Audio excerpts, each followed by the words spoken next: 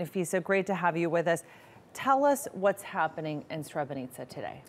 Well, in Srebrenica, actually in Memorial Center Potocari, which is right outside Srebrenica, where all the atrocities actually happened and around that area, everything is ready for yet another burial of newly identified victims of Srebrenica genocide. They will be laid to rest alongside, as you said, 6,500, more than 6,500 people who were killed practically in few days of July 1995 by Bosnian Serbs. The massacre that was later called and by the courts in Hague and other international courts, a genocide.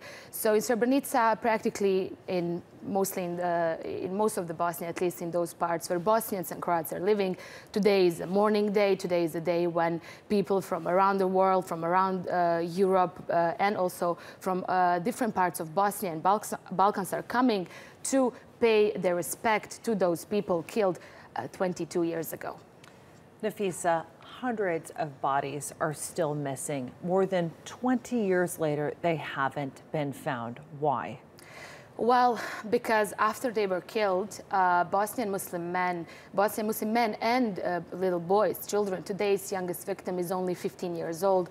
In previous years, we even had younger victims. After they were killed, they were massacred in the woods around Srebrenica, in the villages around Srebrenica. So it is very difficult to find exactly where these bodies are and where their bones are yet 22 years later. So those mass graves that have been found in the past 20 years are practically already researched. These are the bones, the remains of the people who were killed in 1995 that have been identified so far. It's important to say it's also when it comes to identification process, the families are those who decide are we going to bury only the remains, or are we going to wait for a few years to pass by for maybe more information to come on where the mass graves are.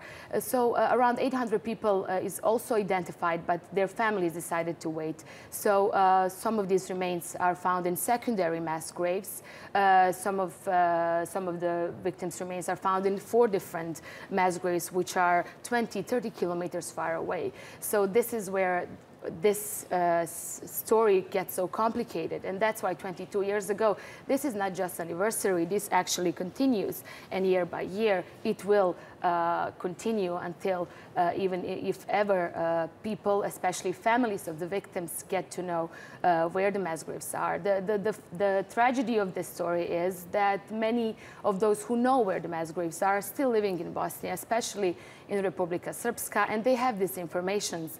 But unfortunately, even though institutions and officials called on all those who have any kind of information to give it to them, even anonymously, just to put this all in at the end. But it's still not happening. And that's a lot of families that still don't have that closure. Actually, and that's why all this situation in Bosnia is still very complicated. Absolutely. And the relationship between people are still, I mean, especially in July, every year, are very, very complicated, and the tension Nafisa, rise. thank you for putting that into context for us. Appreciate it. Thank you, Kamani.